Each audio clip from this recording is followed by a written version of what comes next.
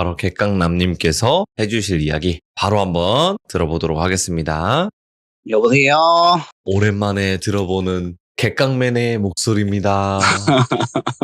자, 일단은 오늘 객강남님께서 해주실 이야기는 귀신에 관련된 이야기가 되겠죠? 네, 그렇죠. 알겠습니다. 똘비 네. 얘기다 보니까. 똘비님은 한번 목소리 출연이라도 해주시면 굉장히 좋을 텐데요.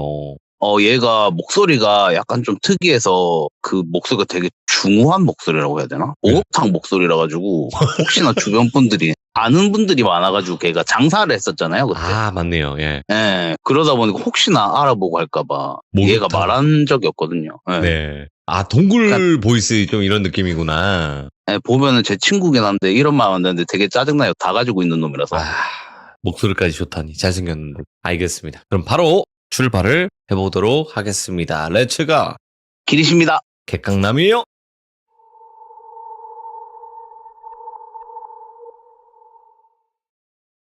이번 이야기는 이제 똘비 이야기고요. 시기적으로 좀 오래됐어요. 한 17년? 제가 군대를 21살 때 2월달인가 갔는데 입대하기 한 2달? 3달 전? 그러니까 20살 겨울이죠. 11월, 12월 달쯤? 정확히는 기억이 안 나는데 그때 당시에 똘비가 얘는 군대가 면제였어요. 아시다시피 호적상에 살아계신 가족분들이 그때 당시 없어가지고 어릴 때부터 부모님도 안 계시고 이래서 그러니까 이제 호적상으로 면제 사유가 되다 보니까 면제가 진작에 됐어요. 네. 그래가지고 얘는 돈 벌려고 바로 사회전선에 뛰어들었는데 그때 당시에 얘가 첫 직장 잡은 지 한 2, 3주? 제 기억으로는 된 것 같은데 그때 일을 하고 있다고 연락받고 바쁠까봐 연락은 안 하고 있는 상태였어요. 근데 제가 이제 연락을 하게 된 게 그때 당시 제 여자친구가 있었는데 제가 입대하기 몇 달 전이잖아요. 그래서 한번 가기 전에 여자친구랑 여행이라도 갈까 싶어서 그럼 돈이 필요하니까 알바자리를 알아보고 있었는데 길게 하면은 입대 날이 얼마 안 남았는데 놀러도 가야 되잖아요. 그렇게 되다 보면 안 될 것 같아가지고 좀 고수익 알바가 없나 생각해보니까 똘비가 생각난 거예요. 얘가 공사 현장에서 용접하는 일을 하다 보니까 거기 알바 단가가 되게 세잖아요. 그래가지고 한번 연락이나 해볼까? 이래갖고 전화를 해봤어요. 안부 겸 전화를 한 거죠. 겸사겸사. 똘비가 받더라고요. 하고 밥 먹는 중이다. 점심시간이다. 왜 무슨 일 있나? 이러길래 아 그게 아니고 여차여차 이래가지고 알바자리 혹시 있냐? 이랬더니 잘됐다고. 안 그래도 지금 여기 일하는 회사 반장님이 말하는 게 너 주변 친구들 중에 알바 할 만한 애 있냐? 네 나이 또래 중에 있으면 소개해달라고. 시급 잘 쳐주겠다고. 그런 말을 언제 했다고. 잘됐다. 너 올래? 이러는 거예요. 당연히 가죠. 알겠다. 어차피 잠은 또 얘가 거기서 지내니까 얘 숙소에서 같이 지내면 될 거 아니에요. 그래가지고 알겠다 갈게 빨리 얘기해 달라고 이랬더니 알겠다고. 근데 얘가 전화를 안 끊고 근데 네가 알아야 될 게 있다고 이러는 거예요. 뭔데? 이랬더니 그게 우리 회사에 귀신 있어 이러는 거예요. 오호. 근데 얘랑 제가 그때 당시에 20살이니까 20살 평생 같이 지내서 저는 솔직히 귀신을 못 봤거든요. 한 번도. 얘랑 그렇게 오랜 시간 같이 있어도 얘만 봤지. 딱히 뭐 그럴 것도 없고 얘가 귀신을 보는 애니까 거기 사람 있는 곳이니까 당연히 귀신이 있겠지 싶어서 그게 왜 너는 그냥 뭐 평범한 일이잖아. 있던 일이잖아. 이렇게 했더니 귀신이 근데 되게 많대요. 예. 그래서 괜찮겠냐고. 근데 얘가 보는 애인데 귀신이 그렇게 많다고 하는데 아직까지 회사를 한 달 정도 다니고 있잖아요. 뭔가 일이 있었으면 도망을 치랜데 성격상. 그래서 듣다 보니까 괜찮을 것 같아서 그리고 또 궁금하기도 하고 할게. 무조건 할게. 어차피 나 귀신 못 보니까 상관없다고. 반장님한테든 누구한테든 당장이라도 내일이라도 갈 테니까 얘기 좀 해달라고. 알겠다 이러더라고요. 근데 궁금하잖아요. 무슨 귀신인지. 네. 그리고 좀 제가 겁이 많으니까 미리 대비라도 할게요. 물어봤어요. 근데 무슨 귀신인데 이랬더니 얘기해주면은 너 안 올 것 같다고. 와서 얘기해주겠다고. 그러니까 알겠어 기다리고 있을게 이러고 전화를 끊었어요. 그리고 이제 오라고 연락이 왔어요. 반장님한테 얘기해놨다고. 알겠다 고마워 똘비야 이러고 시외버스 타고 내려갔어요. 일하기 하루 전날에. 저녁에 딱 가니까 얘가 버스터미널에 기다리고 있더라고요. 제가 가는 길을 모르니까 회사를. 갖고 오랜만에 만나갖고 인사하고 버스 타고 갔어요. 출발했어요. 얘 따라서. 한참을 가고 있다가 궁금하잖아요. 그때 얘기했던 귀신이 뭔지. 그래서 야 뭐 지금 온 건 온 거고 도망 안 갈 테니까 도망 안 가고 일할 테니까 그때 얘기했던 귀신 얘기 좀 해달라 궁금하다 이렇게 물어봤더니 똘비가 해주는 말이 얘가 첫날 출근했을 때 얘가 첫 직장이잖아요. 그러다 보니까 거기 현장 일하시는 용접하시는 분들 중에 재간사라는 분이 있대요. 재간사.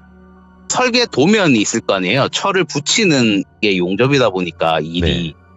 그래갖고 이제 설계 도면인데 그 설계 도면 따라서 치수를 재고 미리 가용접을 해놓는데요. 그 재간사라는 분들이. 그걸 하는 분들이 재간사래요. 그러니까 설계 도면을 볼 줄 아시는 거죠. 근데 이제 그분 조수로 들어간 거예요. 그러니까 일반 용접사로 들어갔는데 얘가 아직 초보니까 네. 일은 못 맡기고 가용접하는 거를 재간사 따라다니면서 도와줘라 해갖고 두 명이서 팀이 됐나 봐요. 어떤 아저씨 한 분이랑. 그래서 첫날에 따라다니면서 이렇게 용접 마스크 쓰고 가용접을 막 하고 있는데 한참 일하고 있는데 갑자기 어디서 사람이 떨어졌다 이런 고함 소리가 들리더래요. 사람 떨어졌다고. 이게 뭐야? 이러고 얘가 놀래가지고 첫 직장이잖아요. 그런 일은 처음이니까 얘가 놀란 거예요. 막 용접하다 말고 이거 뭐야? 이러고 용접 마스크 훌러덩 벗어 던지고 막 이렇게 봤는데 갑자기 누가 뒤통수를 탁 때리더래요. 갖고 아야 이러고 탁 봤는데 옆에 재간사 아저씨가 화난 얼굴로 야 너 지금 뭐 하는 거냐 용접하다가 갖고 아저씨 못 들으셨냐고 사람 떨어져 너 무슨 소리 하는 거냐고 니 지금 이거 작업하다가 무슨 소리가 났다고 그러는 거냐고 니 이러다가 잘못하면 너 크게 다쳐 이러면서 막 욕을 하시더래요. 처음 왔으면 긴장을 하고 해야지 어디서 이거 용접하다 말고 이러냐고 안전사고 나려고 한참 욕먹다 보니까 얘가 처음 만난 분이고 또 첫 직장이면 긴장이 있잖아요. 그래서 얘가 무서워가지고 별 말은 그 다음에 못 꺼냈대요 아저씨한테. 한참 욕먹고 다시 일하고 그러고 있는데 아무도 못 들었나? 내가 잘못 들었나? 이 생각하고 있는데 그런 일이 한 며칠 동안 계속 반복이 됐대요. 사람 떨어졌다는 고함 소리 들리는데 아무도 반응도 안 하고 똑같이 막 사고 났다고 막 우르르 쾅쾅 막 이런 소리 들리는데도 아무도 반응 안 하고 너무 이상하다. 나만 들리나? 이게 뭔 상황이지? 이랬는데 얘가 귀신을 보는 애니까 여기가 공사 현장이고 이러다 보니까 영가분들이 좀 있나 보다. 내가 이게 홀리려고 하는 건가 보다. 이래가지고 얘가 정신 차리고 그냥 이제 집중을 한 거예요. 사람이 적응의 동물이잖아요. 그러니까 나중에는 누가 이렇게 사고 났다고 알려주기 전까지는 그런 소리가 들려도 그냥 무시하고 계속 일만 했대요. 그렇게 이제 한 일주일 정도 지났나?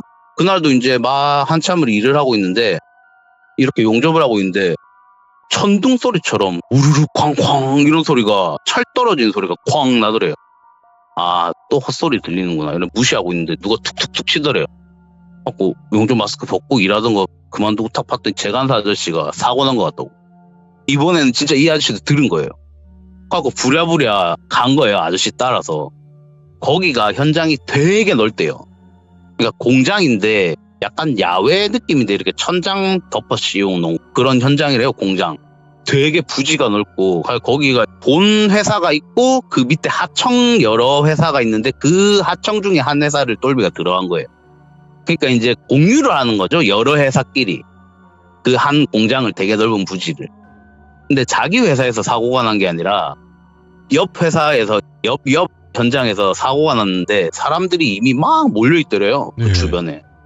하고 이제 재간사 아저씨 따라서 턱 갔더니 이게 사람들이 워낙 인파가 많이 몰려있으니까 사고 현장을 제대로 못 봤는데 궁금하잖아요 얘도. 하고 키가 크니까 까치발 들어가지고 막 이렇게 보는데 저 멀리 사람들 둘러싸여 있는데 저 멀리 사고 현장처럼 보이는데 철근? 뭐 합판? 철 합판 있죠? 되게 큰 게 땅에 떨어져 있고 뭐 이렇게 사고 현장처럼 보이더래요. 이게 무슨 일이지? 이러고 얘가 궁금하니까 보고 있는데 웬 아저씨 한 분이 사람들이 소란스러운 와중에 한 아저씨 한 분이 보이는데 아저씨가 와 죽을 뻔했다면서 혼자서 막 혼잣말 하고 있는 거예요. 와 진짜 죽을 뻔했다고. 나도 저 밑에 깔릴 뻔했다면서 막 혼잣말을 떠들고 있길래 얘가 궁금하니까 가가지고 물어봤대요 아저씨한테. 재간사 아저씨는 그냥 따로 보고 있고 가고 이제 얘가 혼자서 똘비가 가가지고 아저씨 혹시 무슨 일이냐고 그랬더니 아저씨가 이렇게 힐끗 쳐다보더니 내가 여기 작업하는 사람인데 동료가 밑에 깔렸대요. 철판 밑에. 바로 옆에서 일하고 있었는데 한 1m만 내가 그 옆에 있었어 나도 같이 깔렸다면서 죽을 뻔했다고. 막 이런 식으로 얘기하는 걸 얘는 듣고 있었던 거예요. 얘가 이제 사고 현장 보는 것도 처음이고 그리고 일하러 온 지 일주일밖에 안 됐는데 사고가 나니까 그만둘까 했는데 돈은 벌어야 되니까 또 그런 생각은 잠시만 들었대요. 무섭다는 생각은 드는데 갖고 그 아저씨 얘기 이제 막 한참 혼자 얘기하는 걸 듣고 와가지고 사고가 사람이 죽은 사고잖아요. 목숨이 날아간 사고니까 큰 사고니까 그때가 점심 먹기 전이었는데 소장님들이 각 반장님들이 부르더래요. 일을 계속 할 수가 없으니까 이거 조사를 해야 될 거 아니에요. 경찰분들도 오고 이래야 되니까 제대로 된 일이 안 되니까 일단은 밥은 먹어야 되니까 점심시간 겹쳤으니까 밥 먹고 락하룸? 그러니까 옷 갈아입는?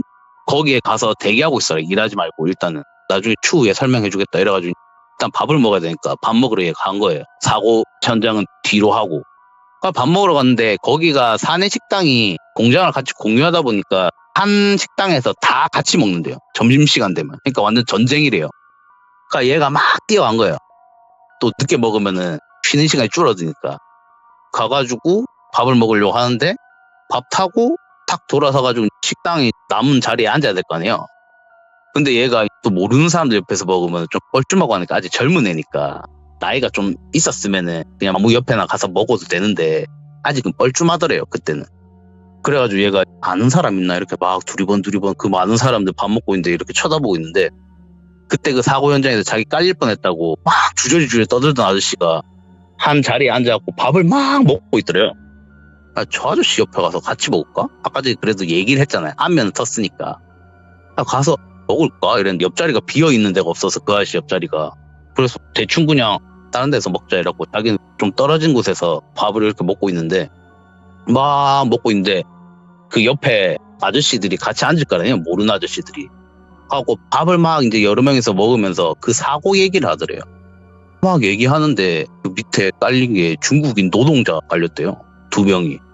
그러니까 같이 작업하던 2명이 한꺼번에 깔려서 2분이 돌아가신 거예요. 그 자리에서.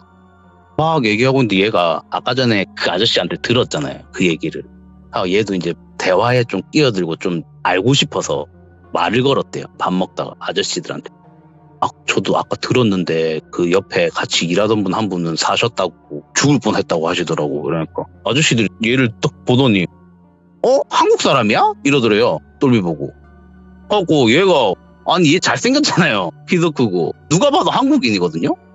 아니 저 여기 같은 회사는 아니라도 여기 현장에서 일하는 들어온 지 얼마 안 된 사람이라고 저 한국인이라고 그랬더니 아니 아까 중국말 되게 잘하던데? 이러더래요. 혼자서 막 중국말로 떠들길래 중국인인 줄 알았던 거예요. 그 아저씨가. 그게 무슨 말이냐 그랬더니 아까 전에 사고 현장 갔을 때 지금 똘비한테 말하는 아저씨가 똘비 뒤에 있었대요. 근데 웬 키 큰 애가 있으니까 안 보이잖아요. 갖고 막 옆으로 이게 뭔 일인가 이렇게 막 보고 있는데 얘가 혼자 중얼중얼 떠드는데 중국어로 살라살라 떠들더래요. 혼자서. 갖고 중국 사람인가 싶어하고 그냥 아저씨 넘겼는데 밥 먹으러 왔는데 얘가 갑자기 한국말로 물으니까 놀란 거예요. 아저씨가 중국인인 줄 알았는데. 그것도 한국어로 유창하게 발음이 이상할 건데 중국인은 아무리 한국어를 잘해도. 그러니까 놀랬던 거예요. 아니 그게 무슨 말이냐고. 저 그때 깔릴 뻔했다 아저씨랑 대화하고 있었다고. 그러니까 아니 니 혼자 말하고 있었다고 중국어로. 이게 이상하잖아요 얘가. 이상하다 이러고 아까 전에 같이 얘기했던 아저씨가 식당에 있으니까 이렇게 봤대요. 혹시 내가 헛것에 홀렸나? 이래갖고 막 보니까 그 아저씨가 계속 밥을 먹고 있더래요. 밥 먹는 옆모습이 보이더래요. 이상하다 이래갖고 얘가 밥 먹을 생각이 그냥 싹 달아난 거예요. 뭔가 섬뜩하니까.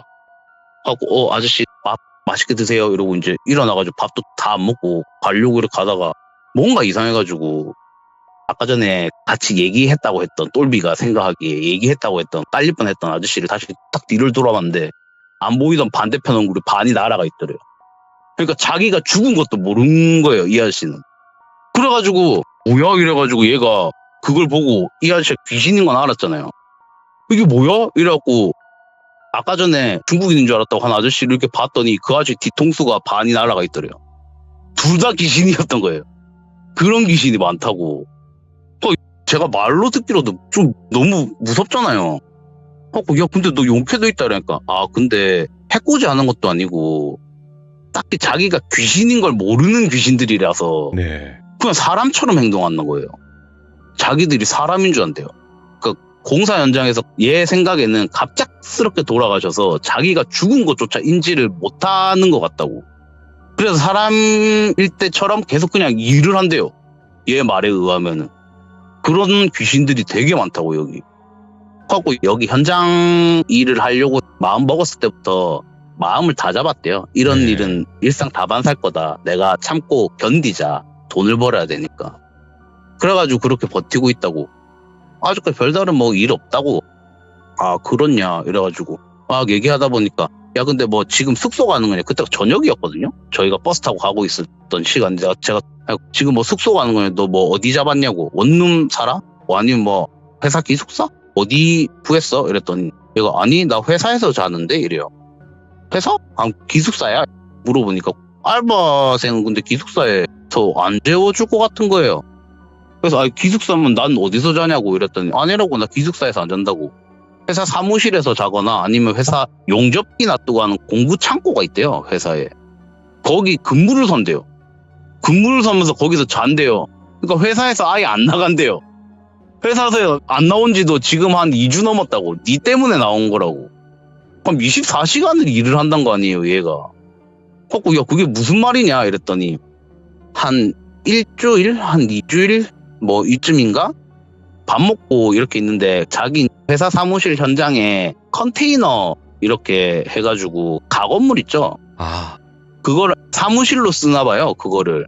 그 건물 한 채가 있나 봐요, 현장에.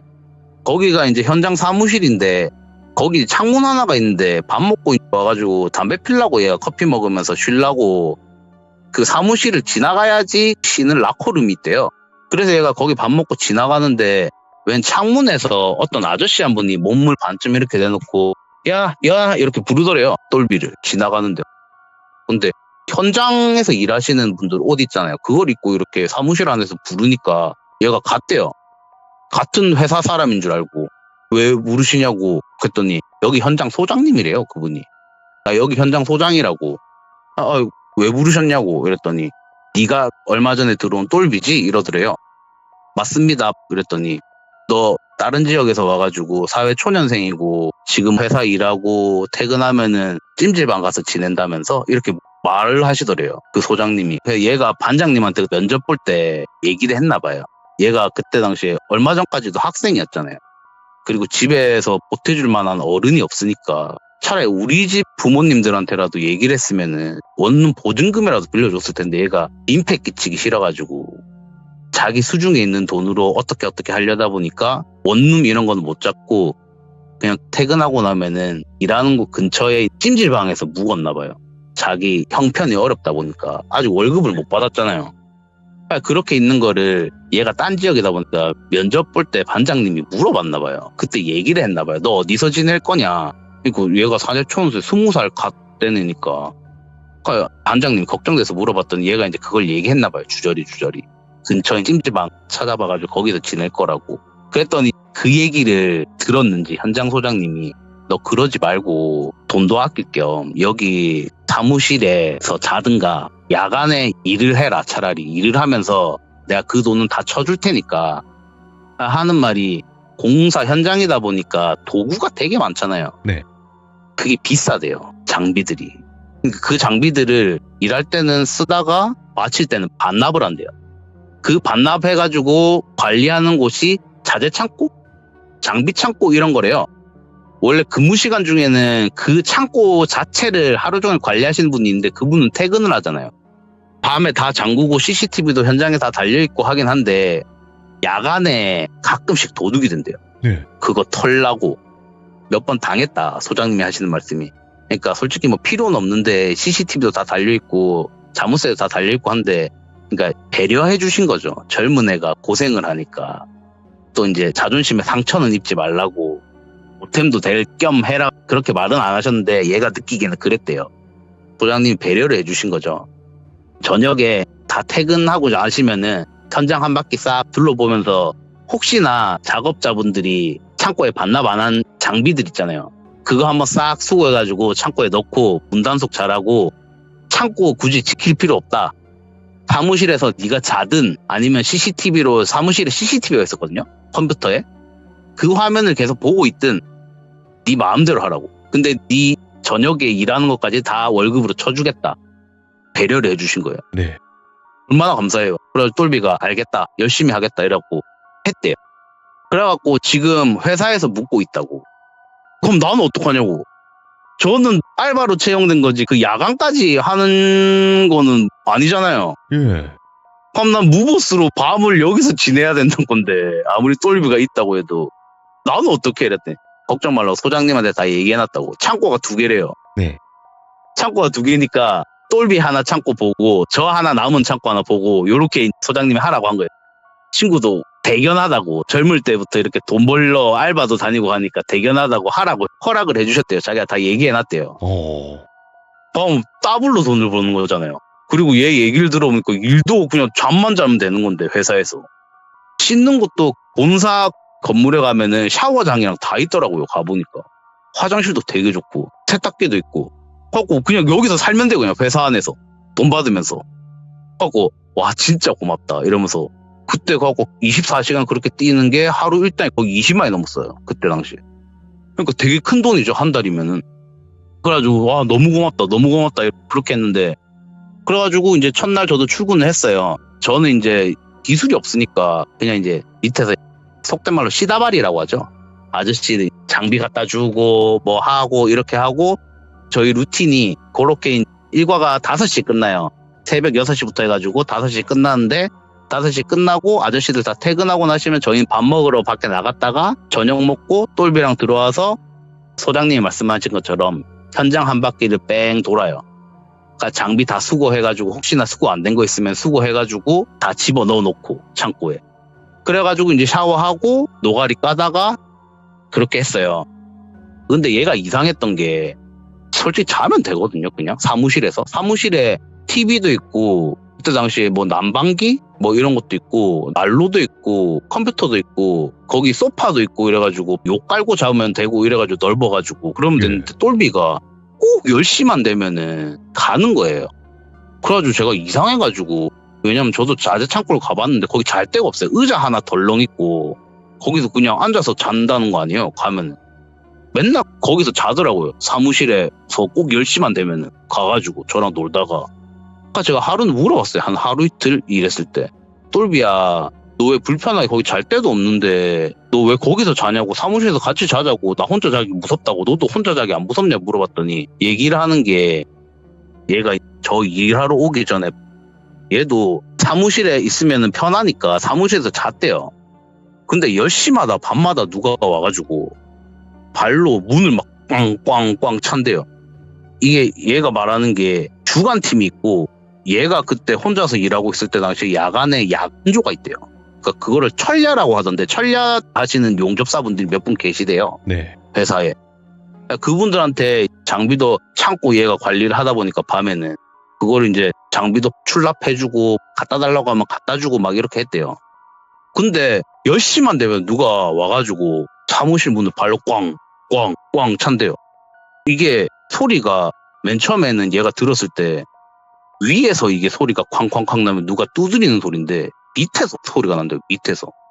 그러니까 발로 누가 찬단 거잖아요. 그래갖고 얘가 작업자분인가? 혹시나 싶어가지고 거기 창문이 있으니까 사무실에. 근데 또 얘가 그 얘기를 들었잖아요. 밤에 도둑 있다고. 그러니까 도둑이라도 위험한 거고 그리고 아무리 천리하시는 분이라도 사무실은 안 온대요. 왜냐면 얘가 불을 다 끄고 있으니까 사무실 문을 지가 안에 들어가고 잠근다 하더라고요. 그래가지고 일하시는 분들이 올 리도 없고 그러면은 도둑인가? 아니면 귀신인가? 그럼 둘 다 무서운 상황이잖아요. 그래서 얘가 창문을 쓱 봤더니 아무도 없더래요. 소리는 들리는데. 바깥에 출입구 쪽에 이렇게 봤는데 서 있는 사람이 아무도 없는데 계속 발로 누가 쾅쾅쾅 차는 소리가 들리더래요. 그러니까 얘가 그때부터 무서워가지고 근데 밖으로 나가고 확인은 못하겠고 무서우니까. 그게 10시 조금 넘으면은 그때부터 소리가 난다고. 그러니까 얘가 그때부터 10시 딱 되기 전에 10시 되려고 하면은 그냥 도망간 거예요. 사무실 문 닫아놓고 창고로 도망가가지고 창고 문 걸어 잠그고 거기서 앉아가지고 자고 이랬던 거예요. 저는 그때 한 이틀 정도 저 혼자서 거기서 잤거든요. 야, 그 얘기 나한테 얘기 왜 안 해주냐고. 그러니까 야, 괜히 귀신도 못 보는 애한테 그런 얘기 하면은 너 어차피 귀신 못 보잖아. 귀신도 못 보는 애한테 그런 얘기하면 괜히 신경 써갖고 네 잠 못 잘,까 봐 그랬다고. 그리고 지금 이틀 정도 지냈는데 네 그런 소리 들었냐고. 잠만 잘 자더만은 이렇게 얘기를 하는 거예요. 그래서 얘가 그 얘기 하기 전까지 꼭 10시만 조금 지나면은 얘가 확인 전화가 오더라고요. 얘기는 안 해주는데. 그러니까 그게 이해가 되더라고요. 왜 얘가 10시 딱 지나면은 전화가 오는지. 그러니까 저 잘 있는지 걱정은 되니까 전화를 한 거예요, 얘가. 저한테 그 시간대마다. 갖고 너 무슨 소리 들은 거 있냐고. 이때까지 한 이틀 정도 지났는데 아니 나 들은 거 없다고. 거봐 너는 안 들리잖아. 괜히 내가 얘기해봤자 네 마음만 무섭고 이러니까 내가 그래서 얘기 안 한 거라고. 그렇게 얘기를 하더라고요. 저도 뭐 별일이 없으니까 아 그랬냐 배려 고맙다 이러고 꿀알바 소개시켜줘서 고맙다고 그렇게 하고 저도 똘비랑 같이 일한 지 한 일주일 정도 지났나? 저도 이제 한창 일하고 있었죠. 아저씨들 심부름하고 막 심부름하고 이렇게 일을 하고 있는데 어떤 아저씨 한 분이 이렇게 오더니 야 너 똘비 친구지 이래요. 맞다고. 똘비가 다쳤대요. 사고 났다고.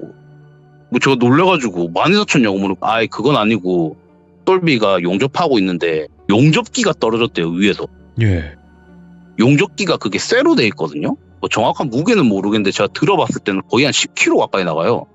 정확히 기억이 안 나는데 그게 되게 무거워요. 그러니까 높은 데서 그게 떨어지면은 중력에 의해서 가속이 붙으니까 잘못하면 죽겠더라고요. 그게 똘비 위로 떨어졌대요. 일하고 있는데. 하고 내가 많이 다쳤냐? 아니 거기 깔릴 정도면 그거 되게 무겁던데 아니 많이 다친 거 아니야? 이랬더니 아니라고. 오른쪽 허벅지인가만 이렇게 쓸렸대요. 다행히 피해가지고. 네. 같이 일하던 재간사 아저씨가 떨어지는 거 보고 잡아가지고 끌어가지고 허벅지만 쓸린 거예요. 그러니까 이 아저씨가 구해준 거죠. 같이 일하던 아저씨가. 갖고 빨리 가보라고. 지금 사무실에 있다고 똘비. 그때가 퇴근 시간 한 1시간 반 정도 남겨놨을 때였던 것 같은데 갖고 제가 부랴부랴 가봤죠. 왜 괜찮나 싶어서. 가봤더니 오른쪽 허벅지 쪽에 저희 작업복이 그때 청바지? 이런 진 소재예요. 그게 다 찢어져 있더라고요. 피 줄줄줄 흘리고 있고. 그러니까 많이 다치긴 다쳤는데 애는 멀쩡하더라고요. 너 괜찮냐? 어떻게 된 거냐? 이랬더니 아니 갑자기 이게 떨어져가지고 그래서 했다고. 그러니까 제가 갔을 때 그 재간사 아저씨가 막 뭐라 하고 있더라고요. 너 정신 똑바로 안 차리냐고. 너 내가 못 봤으면은 니 진짜 죽을 뻔했다고 막 욕을 하고 계신 거예요. 그리고 저가 오니까 정신 똑바로 차리고 빨리 치료받고 오라고 하면서 나가시는 거예요. 그래가지고 그때 사무실에 저랑 똘비밖에 없었거든요. 그 재간사 아저씨 나가시고는. 그러니까 제가 이제 막 얘기를 하는데 진짜 큰일 날 뻔했다고. 니 정신 똑바로 차리고 일을 해야지. 너 저 아저씨 아니면 어쩔 뻔했냐 이러니까. 그리고 뭐 크게는 안 다쳐도 나중에 니 퇴근하면 같이 병원이나 가보자. 병원 갔다가 밥이나 먹게. 저녁 먹어야 되니까. 네. 그래갖고 막 이렇게 얘기를 하고 있는데 똘비가 저랑 한창 얘기하다가 아 회사 그만둘까 이러는 거예요. 아, 왜 무슨 일이냐 이랬더니 저한테 얘기를 안 했는데 어젠가 귀신을 봤대요. 네. 하고 너 귀신 자주 보잖아. 귀신 있는 거 나한테도 얘기했잖아. 그러니까 그게 아니라고. 평소에 보던 귀신이 아니고 얘가 어제 10시? 11시인가? 조금 넘어가지고 화장실에 갔대요. 화장실에 갔는데 큰일을 보러 가지고 볼일을 이렇게 보고 있는데 안전화를 신으면은 또각 이런 소리가 나요. 네. 앞에 징? 이런 게 안에 있으니까 신발 안에. 그러니까 누가 안전화 신고 들어오는 발소리가 들리더래요. 화장실이니까. 그리고 뭐 철야하시는 분들도 계시니까 화장실 오신 작업자분이신갑다 이러고 자기는 이제 계속 볼일을 보고 있는데 자기 옆에 그러니까 자기가 앉아있는 오른쪽 옆 화장실에 들어가는 소리가 들리더래요. 뭐 들어갈 수도 있지. 자기는 이제 계속 볼일 보고 있는데 옆에서 갑자기 똑똑똑 노크를 하더래요. 네. 얘가 왜 그러십니까? 이렇게 했더니 저기 휴지 좀 달라고. 휴지 없다고. 얘가 보통 공중 화장실에 보면 뒤에 휴지 이렇게 여유분으로 쌓아놓잖아요. 딱 보니까 뒤에 휴지가 몇 개 있더래요. 2마리가. 그러니까 밑으로 이렇게 넣어주려고 했는데 좁으니까 안 쓴 새 휴지니까 넓잖아요. 두께가. 안 들어가니까 저기 위로 던질게요. 밑으로 안 들어간다고. 예 이러더래요. 옆에서. 그러니까 휴지를 탁 던져준 거예요. 예. 그리고 이제 볼일을 보고 얘는 이제 먼저 들어갔으니까 먼저 나왔겠죠. 탁 나왔는데 아까 전 휴지 던져줬잖아요. 그래서 신경도 쓰이고 그냥 무심결에 본 거예요. 옆에 오른쪽에. 자기 있던 화장실 오른쪽 벽이더래요. 옆에 화장실이 있는 게 아니고 벽이더래요. 예? 그러니까 얘가 제일 끝에 화장실에 들어갔는데 오른쪽 옆에서 누가 똑똑똑 한 거예요. 휴지 달라고. 헐. 얘가 멍 때리고 있는데 얘 오른쪽 화장실이 아니라 왼쪽에서 누가 문을 똑똑똑 때리면 저기 휴지 좀 주세요 이러더래요. 아 내가 착각했구나. 왼쪽에서 들었는데 오른쪽에다 던져줬구나. 그러니까 얘가 다시 화장실에 들어가가지고 휴지 하나 챙겨가지고 던질게요 이러고 탁 던졌대요. 왼쪽 화장실에. 탁 던졌는데 아무 대답이 없으니까 아이 고맙다고라도 하던가 그냥 속으로 생각하면서 손 씻고 있는데 화장실이 한 4칸 정도 있는데 그 4칸에서 다 쿵쿵쿵 소리하면서 휴지 달라고 휴지 이러더래요. 얘가 무서워갖고 그 길로 도망쳐 나온 거예요 그냥. 하고 아니 이때까지 괜찮았는데 이렇게 놀래키고 한 적이 없는데 갑자기 이거 왜 이래 이런 생각이 든 거예요. 하고 얘가 그 일을 겪고 나니까 겁도 나고 혼자 있는 저 걱정이 되니까 전화를 했대. 항상 하던 것처럼 전화를 했더니 제가 전화를 안 받더래요. 다시 한번 전화 걸어도 계속 전화 안 받고 몇 번 했는데 전화를 안 받으니까 가봐야겠다 무서워도. 갖고 얘가 가본 거예요. 터벅터벅 가봤더니 사무실 앞에 거기 현장이 되게 넓거든요. 창고랑 얘가 있던 그 자재 창고랑 저희 사무실이 한 1000m, 2000m 정도 떨어져 있어요. 한참 사무실 쪽으로 쫄래 이렇게 걸어가고 있었는데 점점 사무실이 가까워지는데 쿵쿵쿵 발로 차는 소리가 들리더래요. 사무실 문 차는 소리. 자기가 이때까지 듣던 소리가. 아 시간상 이게 아다리가 맞아 떨어졌구나. 맨날 차던 그게 왔구나. 아 어떡하지 이라고 얘가 이제 사무실까지는 못 가고 근처에서 이렇게 한참 고민하고 있다가 그래도 걱정이 되니까 그리고 궁금하잖아요. 도대체 누가 차는 건지 하고 얘가 용기를 내고 다시 사무실 쪽으로 간 거예요. 점점 사무실이 보이고 사무실 문 앞에 검은 형체가 서 있더래요. 저게 뭐야 이렇게 가만히 봤는데 키가 되게 작더래요. 네. 그러니까 성인 반만한 사이즈? 어린애인가? 갖고 얘도 그렇게 생각한 거예요. 똘비가. 네. 어린애인가? 근데 이 시간에 12시가 다 된 시간인데 이 시간에 공사 현장에 어린애가 있다고? 천천히 가봤대요. 근데 그게 어린애가 아니고 하반신만 있더래요. 작업복 입은 하반신이 발로 쿵쿵쿵 사무실 문을 차고 있더래요. 얘가 순간 경직이 된 거예요. 너무 놀래가지고 머리가 하얘진 거죠. 그냥 가만히 서가지고 덜덜덜 그거 보면서 떨고 있는데 그 하반신만 있는 그 형체가 한참 발로 타더니 탁 멈추더니 다행히 똘비 있는 쪽으로 돌아간 게 아니고 몸을 싹 돌리더니 반대편을 걸어가더래요. 예. 근데 뒤에 뭐가 질질질 끌려가는데 위에 달려 있어야 되는 상체가 바닥에 질질 끌려가는데 이게 밧줄에 묶인 것처럼 그 하반신에서 그러니까 내장이죠 내장. 얘가 말하는 게 내장 같대요. 창자 같은 게 이렇게 연결이 돼가지고 바닥에 질질질 끌면서 가더래요. 얘가 그거 사라질 때까지 그냥 덜덜덜덜 떨고 있었던 거예요.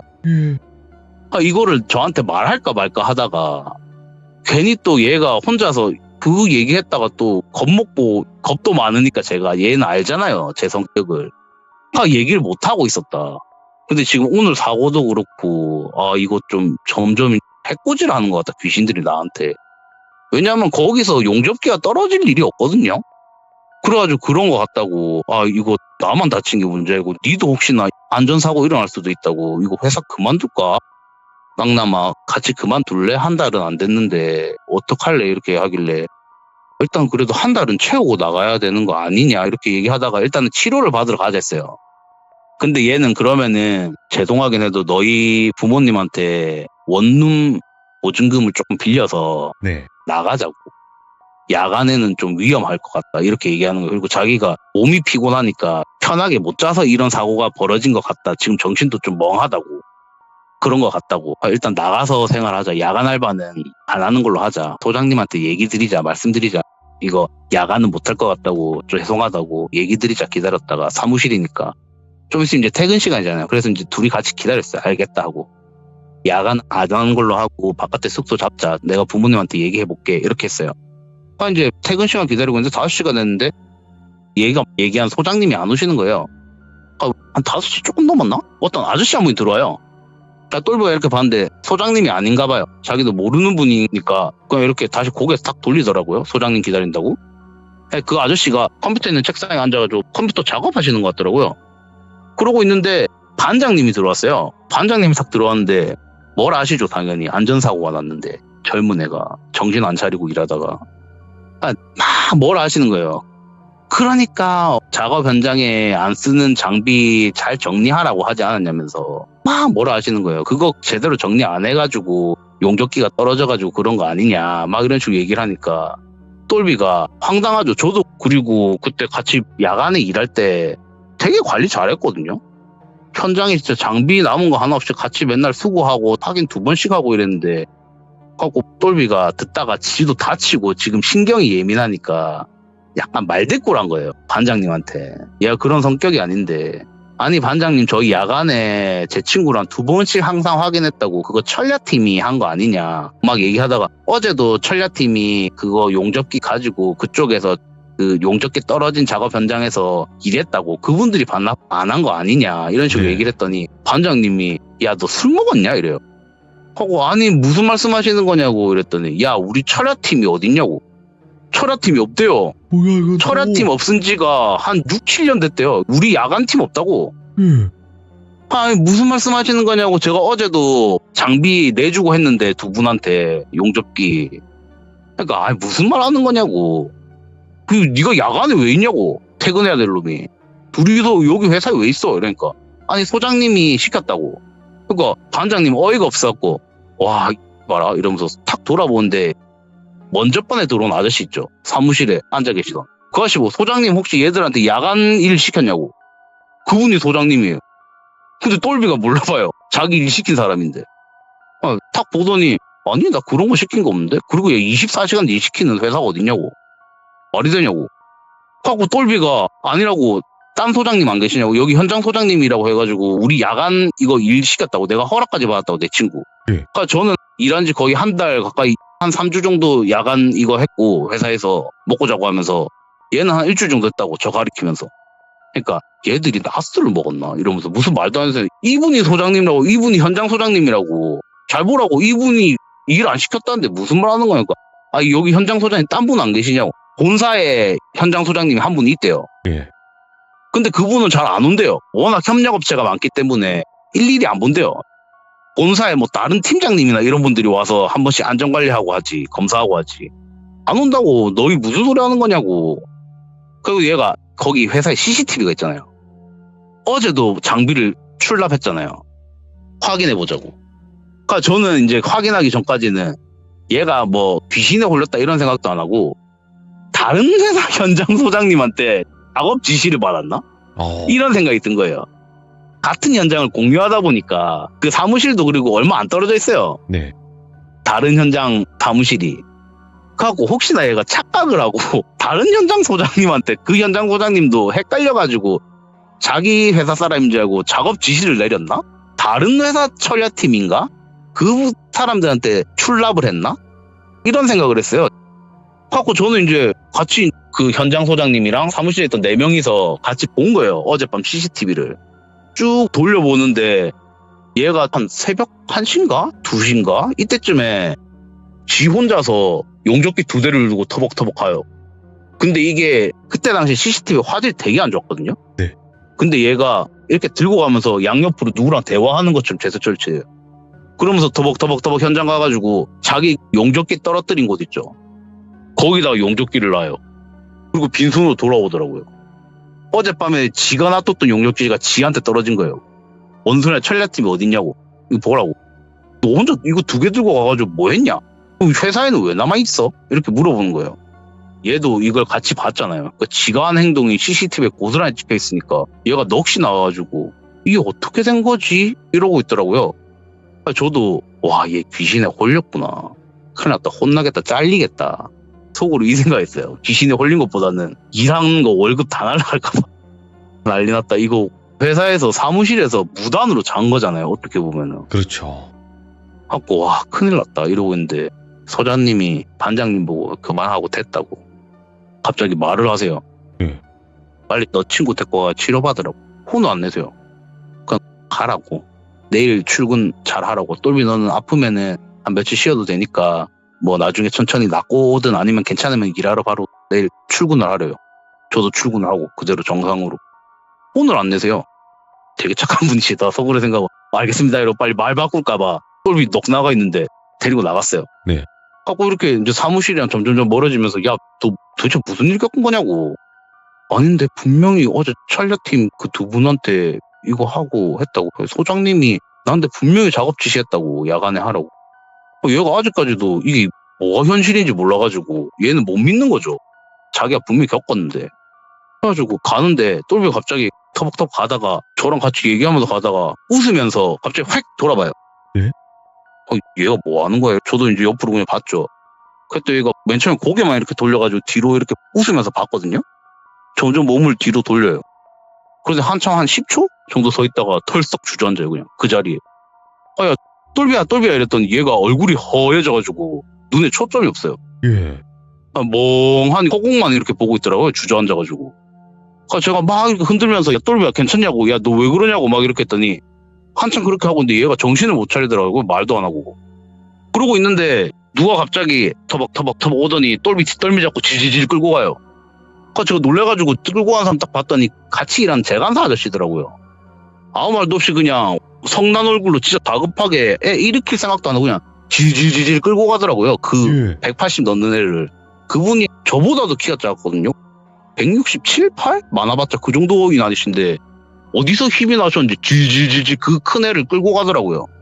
그러니까 저도 아저씨 왜 그러시냐고, 근데 아무 말도 안 하고 그냥 무서운 표정으로 이렇게 끌고 가니까 저도 그냥 막 말리다가 이렇게 끌려갔어요. 아저씨 힘이 워낙 세가지고.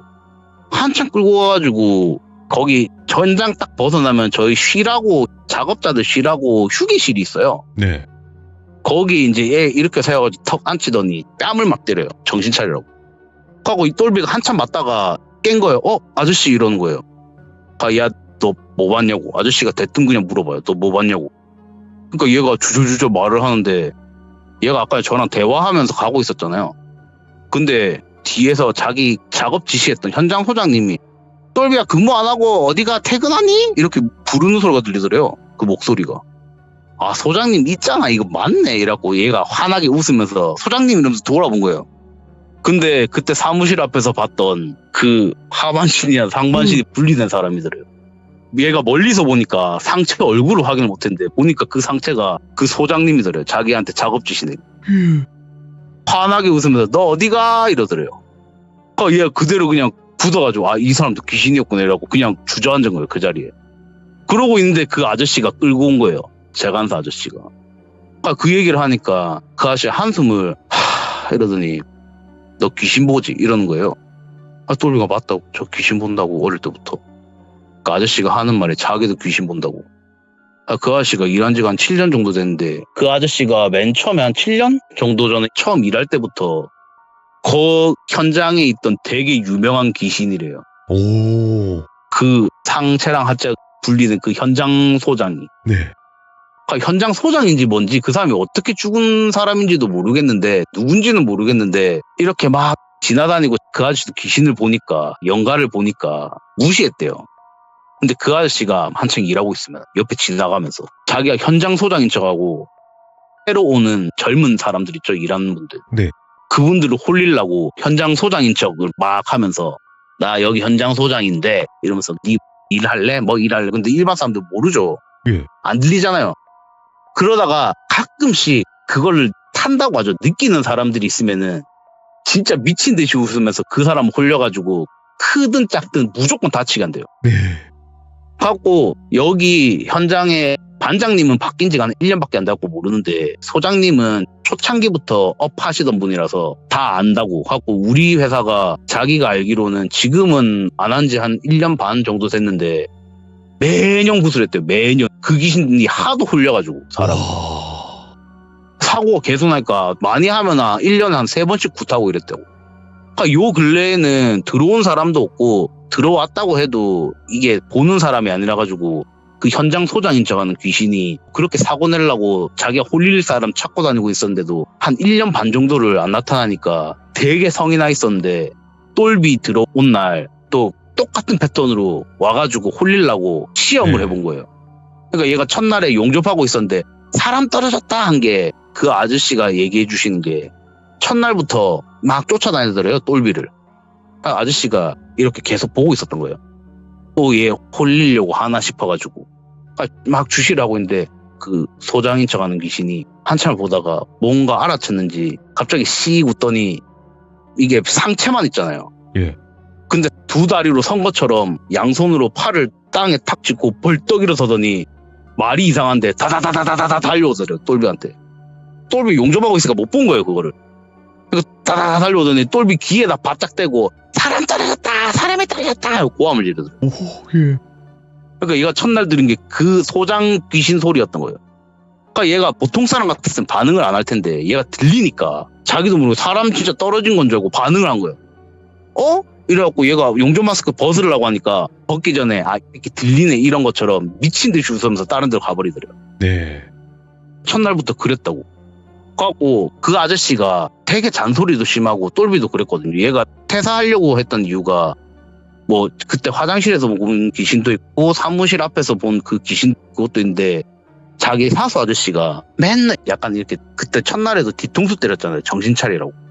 기자할 때마다 잔소리도 너무 심하고 뭐 뒤통수 때리는 거는 일상다반사고 어깨도 네. 툭 치고 가끔 그냥 저희 보면은 가슴팍 한 대 툭 치는 거 있잖아요. 정신 차리라고.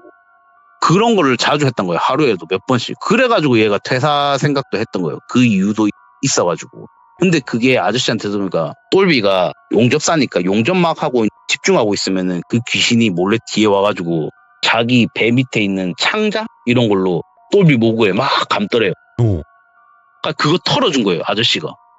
그거 털어주면서 야, 너 정신 차려라. 너 집중해라. 너 이러다 사고 난다 이러면서 계속 잔소리한 거예요.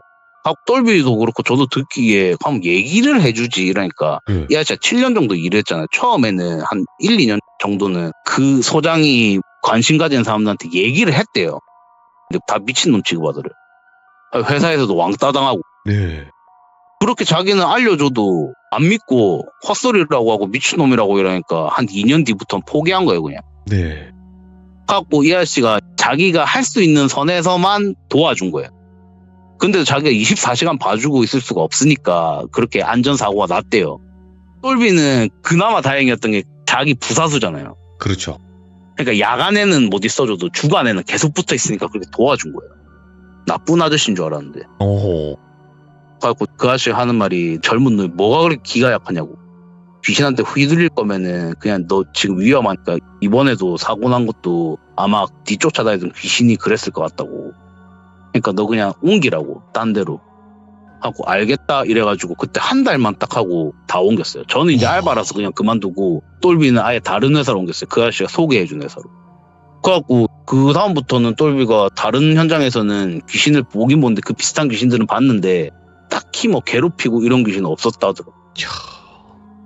아니 근데 이쯤 들어보면 그 똘비님은 도대체 어떻게 생활을 하시는지. 얘가 다리에 철심이 박혀있거든요. 왼쪽에. 오른쪽은 그나마 다행이고. 네. 보면은 몸에 상처도 많아요. 그래갖고 얘가 돈 빨리 벌어가지고 지금은 이제 현장 일은 안 하고 젊을 때 열심히 돈 벌어가지고 고생 바짝 해가지고 지금 편하게 잘 살죠. 지금 야. 요즘은 얘도 이제 노하우가 생겼는지 그냥 피해요. 요즘은 그냥. 옛날에는 젊을 때는 객기라고 해야 되나? 용기가 좀 많잖아요. 그때 일할 때도 괜찮겠지라는 생각을 가지고 했었거든요. 그러니까 요즘은 그냥 뭐만 보이면은 피하고 뭐 길 가다가 얘도 운전하잖아요. 운전하고 가다가 가끔씩 사람이 갑자기 푹 뛰어든대요. 도로로. 진짜로 객강남님께서 말씀하신 게 맞는 게 귀신들은 자기를 알아봐주는 사람 나타날 때까지 계속 말 걸어요. 그러다가 한 번 쳐다보거나 한 번 대답을 하거나 이런 경우까지 기다리다가 드디어 나타났다 해가지고 괴롭히는 맞아요. 경우가 굉장히 많더라고요. 그런 것 같아요. 이런 말은 좀 웃기지만 얼마나 반갑겠어요. 귀신 입장에서는. 드디어 괴롭히고 놀 사람이 생겼다. 응. 놀이거리니까. 대화 상대니까. 그리고 저도 똘비한테 이렇게 들어보니까 이게 귀신이 이렇게 굳이 괴롭히려고 하는 건 또 아닌가 이런 생각도 드는 게 귀신 입장에서는 그냥 대화를 하려고 하는 건데 아무래도 이게 다른 세계의 존재다 보니까 사람한테 해가 가는 건가? 그런 그러니까 경우도 있긴 하대요. 예. 그럴 수도 있다고 저는 생각이 들더라고요. 예를 들어서 할아버지의 귀신이 있어요. 할아버지 영가인데 자기 손자나 손녀가 이뻐서 만질 수도 있어요. 맞죠, 그렇죠. 그쵸? 뭐 이렇게 막 아이고 우리 손자 손녀 하면서 이렇게 만질 수 있어요. 그렇죠, 아이고 그렇죠. 잘 컸구나. 근데 그러고 나면 애가 아프거든요. 아, 그러니까 손 탔다 그러는데 그렇게 하면 굉장히 아프대요. 애기가.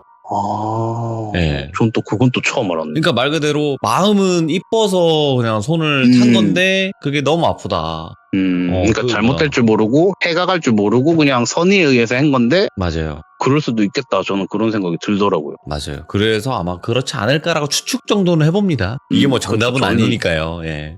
그렇죠. 저희가 알 수가 없는 영역이니까. 맞죠. 오늘 그래도 객강남님께서 너무 이야기 잘해주셨습니다. 항상 이야기를 듣는데 감탄이 나오는 그런 시청자분 중에 한 분이 객강남님이 아닌가 생각을 합니다. 다음 주에도 도와주세요, 객강맨! 알겠습니다. 감사합니다. 네.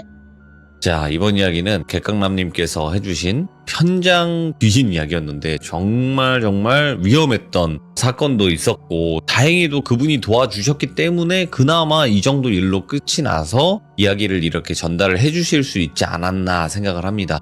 여러분들 대부분의 귀신은 우리가 맨정신에 보기보다는 홀린 상태에서 보시는 경우가 많다고 합니다. 그래서 여러분들이 혹여라도 귀신을 한 번쯤 봤다 했을 때 홀렸을 수도 있다라고 감안을 해서 생각을 하시면 좋을 것 같습니다. 시청해주신 모든 분들 감사드립니다. 고맙습니다.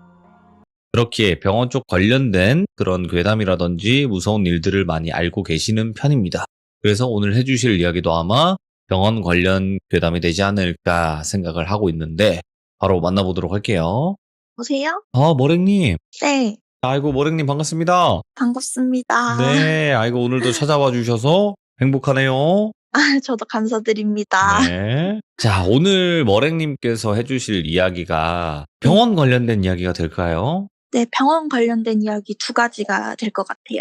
자, 그러면 어떤 이야기일지는 같이 들어보도록 하겠습니다. 렛츠고. 네.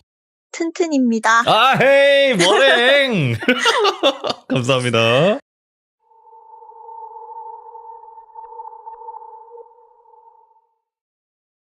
일단 첫 번째 이야기는 제가 직접 겪은 이야기는 아니고 같은 병원에 있는 동기가 들려주는 얘기고요. 제 동기는 처음에 입사를 했었을 때 중환자실에도 외과계가 있고 내과계가 있는데 제 친구는 내과계 중환자실에서 또 내과계 안에서도 오. 심혈관계라고 심장 쪽을 주로 보는 중환자실이 따로 있어요.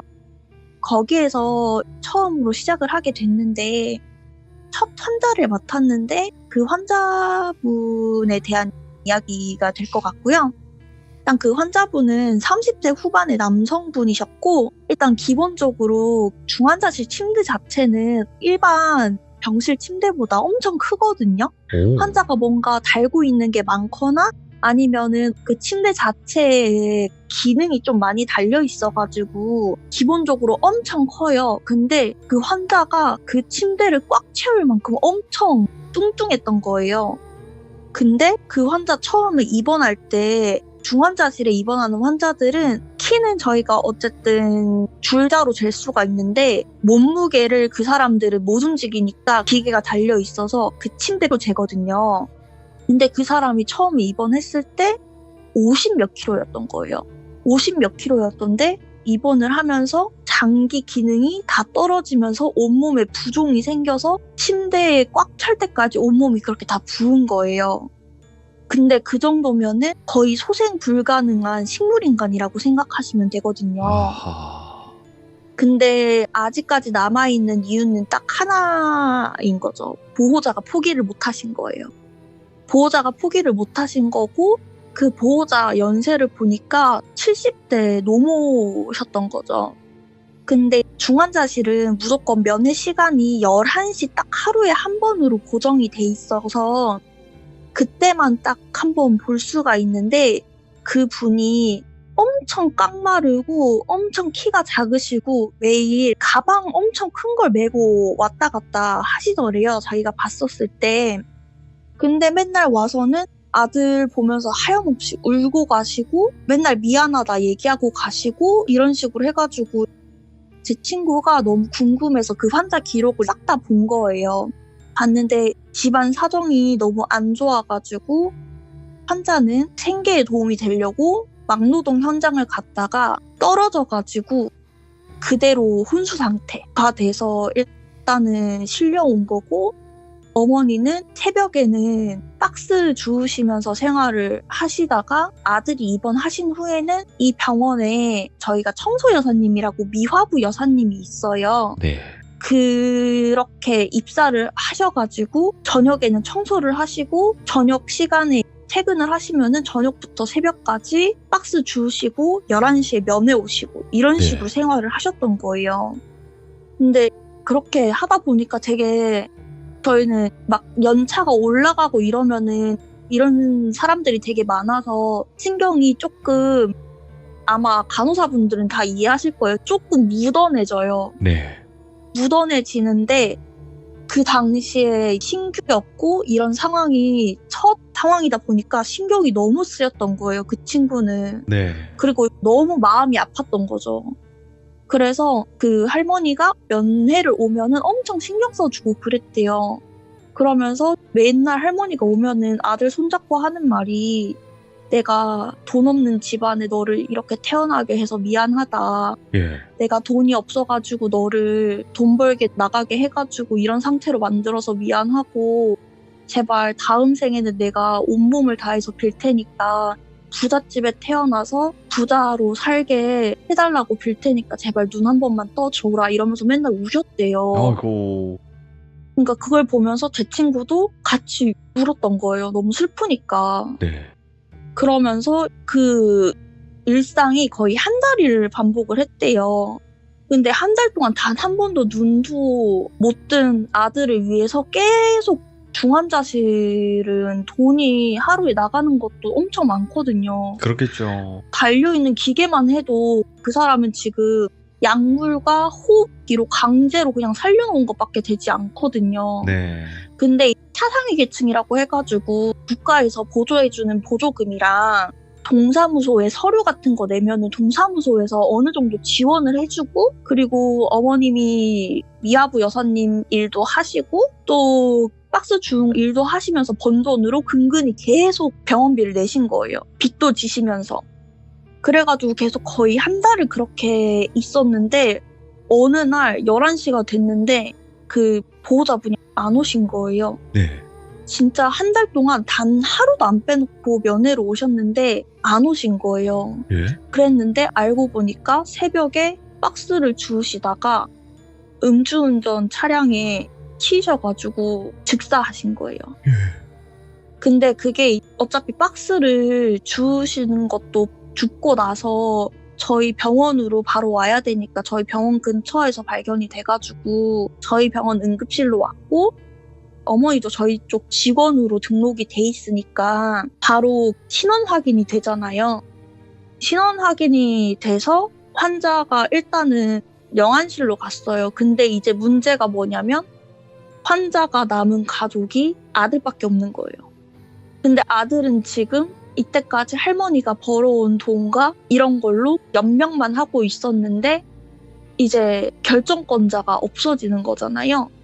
그래가지고 일단은 장례를 치러줄 사람도 없고 이런 상황에서 일단은 그것 때문에라도 상의를 하려고 동사무소에서 직원이 나오신 거예요. 일단 할머니가 사망하시기 2, 3일 전에 약간 좀 뭔가 느끼신 게 있으셨는지 일단 연세도 70세 넘고 이러셨으니까 아들은 혼수 상태고 자기가 죽으면 아들을 돌봐줄 수가 없으니까 동사무소랑 변호사를 끼고 유언장을 작성을 하신 거예요. 그래가지고 그 유언장에다가 이때까지 할머니가 다른 건 안 했는데 자기 앞으로 보험금을 계속 꼬박꼬박 넣으신 거예요. 아들 앞으로는 안 넣고. 왜냐면 자기가 죽으면은 자기 아들 앞으로는 돈이 나오는데 아들이 죽으면은 자기 앞으로 돈이 나오는 거니까 자기는 어차피 오래 못 살 거고 쓸데없으니까 자기 앞으로 보험을 들어놓고 아들 앞으로 다 돌려놓은 거예요. 혹시나 자기 아들이 깨어날 수도 있으니까 나중에 깨어났을 때를 대비해서. 그래서 만약에 자기가 죽거든 이 유산을 다 아들한테 이전을 하되 아들이 지금 혼수 상태니까 대리인으로 변호사와 동사무소 직원을 같이 해가지고 공증을 선 거예요.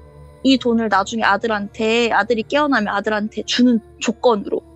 근데 이제 그 어머니가 돌아가시고 아들은 거의 그냥 강제로 살려놓은 거라고 했잖아요. 네. 근데 병원에서는 입원한 환자에 관해서 결정권자가 없고 혼자면은 뭔가 약물을 쓸 때마다 동의를 받아야 돼요. 근데 이제 이 환자 상태가 안 좋아졌는데 환자 보호자는 돌아가신 상태잖아요. 근데 이제 그 동의를 안 받고 약을 쓰기에는 삭감이 되는 거예요. 그러니까 이 환자를 살리려면 이 약을 써야 되는데 기본적으로 중환자실에 입원해 있었을 때 동사무소에서 지원이 나오고 국가에서 지원이 나와서 이 기간 동안 이 정도의 돈 안에서는 그 약물을 쓰는 게 자유로운데 그 이상을 쓸 시에는 이게 병원 쪽에서 돈이 다 빠져나가는 거예요. 그러면은 이 환자한테 돈을 쓰면 쓸수록 병원한테는 마이너스가 되는 거죠. 근데 이때까지 그 마이너스 되는 거를 할머니가 자기가 다 내겠다고 하고 동의서를 작성을 하고 계속 약물을 주셨던 거예요. 네. 근데 이제 그럴 수가 없잖아요. 아무리 그 돈을 동사무소 직원이랑 변호사한테 넘겼다고 해도 그 아들의 생사 결정권을 넘긴 건 아니니까. 근데 이제 간호사들도 그렇고 의사들도 그렇고 할머니가 얼마나 열심히 아들을 지켰는지 아니까 예. 되게 마음이 좀 그랬던 거예요. 그냥 좀 윤리적 딜레마라고 하죠, 사실. 그게 이 약을 쓰면 이 환자는 살 건데 병원에서는 이 약을 쓰면은 자기들은 마이너스니까 쓰지 마라. 근데 이 약을 쓰게 되면은 전화가 와요. 원무과에서. 네. 삭감되니까 쓰지 말라고 했는데 왜 썼냐. 이런 식으로. 예. 그리고 나중에 막 그 약을 쓰라고 처방낸 의사한테까지도 심할서 쓰라고. 그러니까 이제 사람들이 좀 그랬던 거죠. 약물을 안 쓰면 당연히 점점 환자 상태가 안 좋아지고 저희가 중환자실에서 제일 중요하게 보는 게 소변량이거든요. 예. 왜냐하면 마지막까지 사람이 살아있다고 확인을 할 수 있는 게 신장이에요. 소변이 안 나온다는 건 모든 장기가 멈췄다고 생각하면 되는 거거든요. 예. 그러면서 이제 거기서 일하시는 간호사분 중에 한 분이 엄청 예민하신 분이 계셨대요. 성격도 엄청 예민하고 되게 깐깐하고 좀 그러신 분이 계셨는데 어느 날 같이 일하는데 계속 어디서 우는 소리 안 들려? 계속 이러는 거예요. 그 후배한테. 그래서 아무 소리 안 들리는데? 이렇게 얘기를 한 거죠. 그러니까 막 짜증을 내면서 병실을 한 바퀴 돌고 오시더래요. 병동을. 근데 병동을 한 바퀴 돌고 오시면서 얼굴 약간 새파래졌는데 약간 좀 복잡 미묘한 얼굴 있잖아요. 새파래졌는데 또 완전히 무서워하는 건 아니고 약간 찝찝한 얼굴? 그러더니 그냥 아무 말 없이 앉으셨대요. 그러면서 그냥 아무 소리 없이 그냥 다시 일하시고 그 다음 날에도 계속 아씨 미치겠네. 아 진짜 미쳐버리겠네. 계속 이렇게 얘기를 하시더래요. 그래서 그 선생님한테 그 후배가 물어봤대요. 선생님 대체 뭐 때문에 그러시냐고. 그러니까 며칠 전에 그 환자 할머니 돌아가셨잖아. 보호자분 돌아가셨잖아. 이렇게 얘기를 해서 아, 네 알고 있죠. 아직 그 이틀밖에 안 됐었어요. 그래서 아직 장례를 치르냐 마냐 이렇게 얘기가 있었거든요. 그래서 아직 장례도 못 치르셨잖아요. 막 이렇게 얘기하니까 할머니가 계속 아들 앞에서 울고 있어. 이러는 거예요. 그러니까 그 간호사 선생님이 좀 보는 선생님이었던 거예요. 평소에 예민했던 이유도 일하면서 좀 그런 걸 많이 보니까 예민한 것도 있었는데 중환자실 자체가 로테이션이 되게 빨리 돼가지고 그렇게 머물고 있는 영이 별로 많이 없대요, 사실. 그냥 일반 병실보다는. 왜냐면 이게 길게 입원하는 사람을 중환자실 자체에서는 받지 않고 급성기 환자를 받아서 중환자실 치료를 하고 빼고 이런 식으로 하면서 병상 회전율을 높이니까. 근데 그 환자만은 할머니가 부여잡고 있어가지고 되게 오래 있었던 거여가지고 그랬는데 이제 그 할머니가 계속 그 환자 앞에서 울고 있다는 거예요. 이틀 내내. 그래가지고 할머니가 너무 불쌍하고 아들도 너무 불쌍한데 자기 진짜 너무 신경 쓰여가지고 일을 못하겠다고 막 이런 식으로 얘기를 하면서 그 다음 날은 그 선생님이 담당으로 가셔가지고 그 병실을 어쩔 수 없이 들어갔는데 그 아들도 이제 거의 끝나가는 상황이었어요. 왜냐면 하루에 거의 소변이 아예 안 나올 정도로 되고 약도 안 쓰고 이러니까 오늘 아니면 내일이다 이런 식으로 약간 왔다 갔다 했거든요. 그래가지고 그 환자를 보고 있었는데 그 할머니가 갑자기 말을 걸었대요. 자기한테 조금만 참아달라고. 미안하다고. 하루만 있어달라고. 자기가 데리고 같이 갈 거라고. 막 이런 식으로 울면서 얘기하니까 그 선생님도 되게 마음이 좀 그랬대요. 그래가지고 그냥 고개만 끄덕이고 그냥 나왔다는 거예요. 그러면서 그날 새벽에 되게 조용히 가셨대요. 그 아들이. 그러면서 이제 장례식을 처리하려고 동사무소 직원이 왔대요. 어쨌든 의사랑도 면담을 해야 되고 의사랑 면담한 거를 간호사랑도 같이 면담을 해야 돼가지고 동사무소 직원이 와서 얘기를 하는데 자기가 어제 신기한 꿈을 꿨다 막 이런 식으로 얘기를 하는 거예요. 그 할머니가 나와가지고 우리 내일 아들이랑 합동 장례식 좀 치러달라고. 자기 재산 남은 거 그거 합동 장례식 좀 치러달라고. 그리고 그거 남은 돈은 아마 처리 비용 다 쓰고 나면 아마 딱 맞을 거라고 이런 식으로 해서 딱 맞을 거라는 게 뭐지 이렇게 해서 생각해보니까 장례식 치르고 할머니가 빚도 있다고 했잖아요. 그러니까 그 빚까지 다 갚고 나니까 돈이 한 푼도 안 남더래요, 보험금이. 그래가지고 다행히 장례식은 병원 장례식장에서 치르고 다행히 상주는 그 동네 이장님이 해주셔가지고 동네 분들이 와가지고 다 해주시고 장례식은 마무리되긴 했는데 되게 듣는데 마음이 좀 씁쓸하더라고요. 이야. 그 동사무소 직원이 꿈을 꿨다는 것도 그렇고 돌아가셔서도 아들 때문에 그렇게 막 힘들어 하셨던 것도 그렇고 참 마음이 아프더라고요. 진짜 어머니네요. 네. 진짜 어머니라는 게 어떤 존재인지를 확실하게 보여주는 이야기였던 것 같고 너무 현실적이어서 무서웠고 슬프네요. 그게 좀 심한 것 같아요. 저희도 일하면서 되게 많은 일들을 겪는데 특히 호흡기만 떼면 바로 돌아가실 수 있는 환자나 DNR이라고 해가지고 생전에 자기는 심폐소생술을 받지 않겠다 이런 거를 서명하시는 분들이 계시거든요. 근데 이거를 다른 나라는 이제 안락사가 가능하잖아요. 안락사가 가능한 나라가 있잖아요. 네. 근데 가끔 보면은 보호자들이 포기를 못 해가지고 환자는 정신이 살짝 들 때마다 차라리 그냥 자기 편하게 보내주라고 죽여달라고 이렇게 얘기하시는 어르신들이 계세요, 가끔. 근데 보호자분들이 그걸 놓지를 못해서 안 된다고, 어머니 이렇게 가시면 안 된다고, 나는 어머니 이렇게 못 보낸다고, 내가 잘해드린 거 하나 없는데 못 보낸다 이렇게 하셔가지고 고통 속에 돌아가신 분들도 많이 봤고. 이 이야기를 해주시면서도 그 감정이 느껴지고요. 그리고 지금 이 상황에서 이런 일과 비슷하게 병원에 계시면서 시청하고 계신 분들도 분명히 있거든요. 맞아요. 네, 그런 분들에게도 응원을 드릴 수 있는 그런 시간이 되었으면 좋겠고, 네. 아휴, 참 씁쓸하네요. 자, 그러면 이제 다음 이야기는 방금은 조금 안타깝고 좀 슬픈 이야기가 되었다면 이번에는 춥거나 이런 이야기가 되겠죠? 이번에는 좀 완벽하게 다른 이야기입니다. 반전되는, 네, 알겠습니다. 네, 반전되는 이야기입니다. 네네네. 네. 이번 이야기는 제가 겪은 이야기고요. 혹시 치료감호소라고 아시나요? 들어는 봤는데 정확히 뭘까요? 이게 뭐냐면 정신병을 가지고 있으신 분들 중에서 범죄를 저지르거나 이러신 분들을 감옥 대신에 가는 곳을 치료감호소라고 해요. 한마디로 감옥 대신 가는, 정신이 조금 안 좋으신 분들이 감옥 대신 가는 병원이라고 하면 될 것 같아요. 예? 근데 이제 이거를 악용하는 사람들도 있어요. 예전에는 재판에서 정신 감정에 대해서 그렇게 확실하게 뭔가 딱딱딱 나오는 게 없었던 모호한 시절에 그거를 이용하는 사람들이 가끔 있었어요.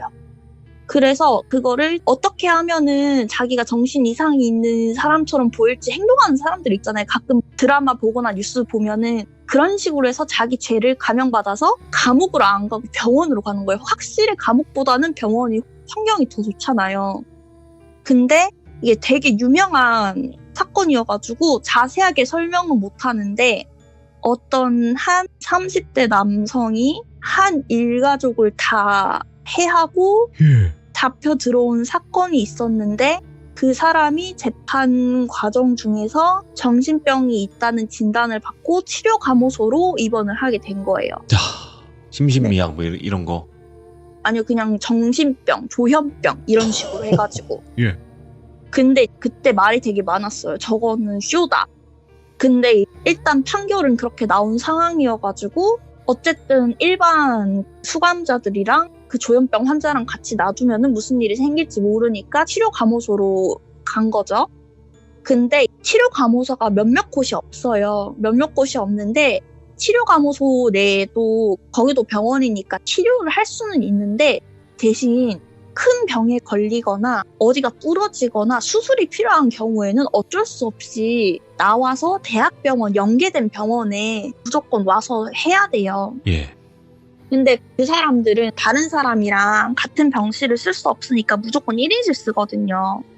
열받는 사실은 이 1인실을 다 저희 세금으로 내는 겁니다. 모든 치료감호소 사람한테 한 게 아니라 지금 이 사람에 한해서 제가 열받는다고 한 거고. 예. 왜냐면 제가 이 사람을 담당을 했었을 때 보였던 행동이 별로 조현병처럼 보이진 않았었거든요, 초반에.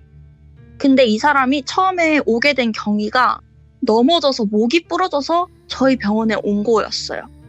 근데 치료감호소에 간 지 한 달 정도가 된 후에 이쪽으로 이송이 된 거였고, 이게 하도 이슈여가지고 이 사람이 이 병원에 온다는 소문이 들렸을 때부터 와 제발 우리 층만은 아니어라 이러면서 모든 층이 기도를 하고 있었거든요. 근데 저희 층이 걸린 거예요. 저희 층에 걸려가지고 배정을 받은 거죠. 근데 아무리 간호사는 환자를 가리면 안 된다고는 하지만 솔직히 무섭잖아요. 네. 무섭기도 무섭고 TV에서도 뉴스에서도 주구장창 보던 얼굴이니까 모자이크 처리되긴 했지만 듣던 이름이고 해가지고 그 사람 병실에 들어갈 때는 좀 무서워져. 어차피 근데 거기 치료감호소에는 공무원분들이시거든요, 다. 네. 공무원분들이 입원을 하게 되면은 그 사람 수갑을 채워놓고 3교대로 그분들도 돌아가면서 그 사람을 감시를 하긴 하세요. 근데 처음 그 사람을 봤었을 때 처음에는 그 사람인 일가족을 해한 사람인 줄 못 알아봤었어요. 원래 뉴스를 봤었을 때 얼굴은 모자이크 되는데 덩치가 보이잖아요. 네. 덩치가 컸거든요. 근데 그 사람이 덩치가 거의 절반이 돼 있는 거예요. 절반이 돼 있고 팔에 상처가 엄청 많았어요. 예? 누가 막 쥐어뜯은 것처럼. 그래서 뭐지? 진짜인가? 조현병이 진짜였나? 이 생각이 들 정도로 그런 상태의 사람이었거든요. 그러면서 그 공무원분들도 사실 원래는 그 3교대 하면서 자기들도 이제 집에 가서 쉬거나 이렇게 해야 되는데 예. 원래는 치료감호소에 그 당직하는 사람 공무원 한 명 빼고는 원래는 다 집에 가서 쉬는 게 원칙인데 그 사람 때문에 병원 불편한 침대에서 1인실에서 벗어나면 안 되는 것 때문에 있는 거거든요. 그러면서 그 분들이 들려줬던 얘기를 저희가 알게 된 거죠. 왜냐면 그분들도 심심하시니까 간호사 스테이션에서 되게 얘기 엄청 많이 해주셨단 말이에요. 일단 처음에 이 사람이 들어왔었을 때 엄청 거들먹거리면서 들어왔대요. 자기는 일가족을 해한 사람이다. 함부로 건들지 마라. 약간 이런 식으로 들어왔대요. 치료감호소를. 그리고 그 사람은 거기서도 혼자 독방을 썼었던 거예요. 왜냐면 작은 범죄부터 시작해가지고 큰 범죄로 갈수록 병실을 점점 줄이거든요. 왜냐면 정신병이 있어가지고 남을 조금 다치게 한다든지 아니면 뭘 훔친다든지 추행을 한다든지 이런 사람들은 그냥 다른 사람들이랑 같은 성별이 같은 다른 사람들이랑 같은 병실을 쓰면서 그냥 감시만 해도 상관없어요. CCTV랑 다 달려 있어가지고. 근데 남을 해한 사람들은 같이 있는 옆에 있는 사람들을 해할 수가 있잖아요. 그러니까 어쩔 수 없이 격리를 하는 거예요. 근데 처음 일주일 동안 엄청 거들먹거리면서 되게 막 편하게 생활을 했대요. 근데 어차피 그 조현병이라는 게 약을 엄청 세게 먹거든요. 그래서 거들먹거리기는 하는데 일단 약에 취한 사람처럼 해롱해롱거리면서 약간 헛소리를 하긴 한데 처음에는 그 헛소리를 아무도 안 들어줬대요. 근데 환자가 일주일이 지나니까 분명 억지로 재우는 약이잖아요. 억지로 재우는 약인데 점점 눈밑이 거뭇거뭇해지더니 막 손톱을 물어뜯거나 막 피가 날 때까지 물어뜯거나 이러면서 엄청 불안 증세를 보였다고 하는 거예요. 그러면서 CCTV가 다 설치돼 있거든요. 그 치료감호소는 사생활이 없어요. 사생활이 없어서 무조건 다 CCTV가 설치가 돼 있고 목욕 시간도 다 정해져 있어가지고 무조건 다 한 번에 목욕을 다 같이 해야 되는 그런 공동 샤워장 이런 게 있어가지고 봤는데 어느 날 1인실 그쪽으로 지나가는데 중얼중얼 거리는 소리가 들리더래요. 그래가지고 알죠? 그 네모난 창 안으로 싹 들여다봤는데 그 사람이 무릎 꿇고 위아래를 막 번갈아 하면서 막 무릎 꿇고 빌고 있더래요. 그러니까 위에 한번 쳐다보면서 잘못했습니다. 아래 한번 보면서 잘못했습니다 하면서 엄청 빌고 있더라는 거예요. 그래가지고 아니 약을 그렇게 세게 먹였는데 안 자고 지금 저게 뭐 하는 짓이지 하면서 문을 열고 들어간 거예요. 그래가지고 아니 뭐 하는 거냐고 가서 누우라고 원래는 잘 자고 이랬고 이 사람이 처음에 들어왔을 때도 엄청 그냥 정상적으로 생활해가지고 억제대까지는 안 했었대요. 억제대까지는. 근데 이 사람이 자기 일으키려고 하니까 발작을 하면서 놓으라고 자기 안 하면 죽는다면서 빨리 이거 놓으라고 해가지고 거기에는 공무원 말고도 힘쓰시는 분들 있잖아요. 그분들이 같이 해가지고 그 사람을 묶었대요. 묶고 진정제를 놓은 거죠. 그날부터 계속 그게 반복이 된 거예요. 와. 그러면서 그때서 이제 사람들이 그 사람이 중얼거리는 걸 들었는데 잘못했다. 계속 잘못했다고. 내가 잘못했다면서 살려주세요. 잘못했습니다. 이러면서 무릎 꿇을게. 잘못했으면 살려주세요. 계속 이랬대요. 그러면서 위를 쳐다보고 아래를 쳐다보고 이렇게 빌었다고 했잖아요. 근데 그게 일가족을 해했다고 했잖아요. 그렇죠. 근데 그게 어른 둘, 엄마, 아빠, 애 한 명. 엄마, 아빠 키가 크고 애가 한 명이 키가 작잖아요. 오. 그래가지고 빌 때도 아줌마 아저씨 잘못했어. 얘 미안하다. 아줌마 아저씨 진짜 잘못했어요. 애기 미안하다. 계속 이런 식으로. 자기가 죽을 죄를 졌다고 막 계속 그러고 억제대를 해놨는데도 어떻게 했는지 모르겠는데 양팔이 계속 쥐어 뜯어져 있더래요. 예. 누가 막 진짜 손톱으로 다 긁은 것 마냥. 그래가지고 저희가 가끔 치매 환자들 보면은 계속 손으로 뜯어가지고 손싸개 같은 걸 해놓거든요. 손싸개 같은 걸 해놨는데도 상처가 이상하게 매일 늘더래요. 근데 CCTV로 보면은 그냥 억제대하고 이러고 있으면 그냥 바스락 거리기만 하고 막 혼자 중얼 거리기만 하는데 맨날 보면은 상처가 늘어있고 그래서 그걸 막 붕대로 다 감싸놓고 이렇게 하다가 낮에는 그나마 좀 진정이 돼가지고 네. 목욕을 하러 들어갔는데 목욕을 다 하고 목욕 시간이 끝나서 이제 다 빼어있는데 누가 누워있더래요 바닥에. 네. 그 사람이 누워있었던 거예요 혼자. 근데 거기서 그 치료감호소에서도 의사소통이 잘 되긴 하거든요. 정신병이 있긴 하지만 조금 지능이 떨어지지만 의사소통이 되는 사람들도 있고 그리고 분명 넘어지면서 쿵 소리가 들렸을 텐데 그리고 옆에 사람들이라면 충분히 따닥따닥 붙어있는 데서 옆에서 사람이 넘어졌으면은 알 텐데 샤워 시간이 한 5분, 10분 정도 돼요. 근데 그때 동안 아무도 몰랐던 거예요. 그 사람 넘어진 걸. 근데 그 사람이 그렇게 넘어져서 목이 부러지면서 사지마비가 된 거예요. 사지마비가 되면서 계속 누가 밀었다고 자기. 날 누가 밀었어. 뒤에서 밀었어. 계속 밀었다고. 이렇게 얘기를 하는데 CCTV도 거기 화장실 입구 쪽으로는 설치가 돼 있거든요. 근데 거기서는 그냥 걔 혼자 쓰러진 거예요. 그 사람 혼자. 그래가지고 입원을 하게 된 과정을 듣고 입원해서도 환자가 사지마비인데 못 움직여야 되잖아요. 근데 계속 밤만 되면 여기서도 계속 안정제 맞고 약 먹고 이러는데 계속 또 잘못했으면 죄송합니다 계속 이러다가 발작하는 것 같이 갑자기 사지마비인데 막 그런 거 있잖아요. 저희가 맨날 운동성을 체크를 하고 근전도 검사라고 해가지고 팔다리에 전기 같은 거 흘려보내가지고 운동성이 남아있나 없나 이런 검사도 다 진행을 하거든요. 근데 반응이 진짜 제로였어요. 근데 밤만 되면 발작을 하면서 팔다리를 움직이는 거예요. 오. 그러면서 그때마다 울면서 잘못했다 그러고 그러면서 이제 또 맨날 계속 팔다리에 막 긁은 상처 계속 생기고 옆에 공무원이 같이 있는데도 네. 그러니까 사람들이 점점 거기 들어가기 싫어하는 거죠. 무서우니까 밤에는 특히 낮에는 그래 조용하고 괜찮아요. 네. 근데 목 수술을 결국은 하기는 했는데 사지마비가 된 경우를 다시 되돌릴 수는 없었어요. 이미 시간이 오래 지나기도 했고 이미 입원했을 때부터 사지마비였거든요. 네.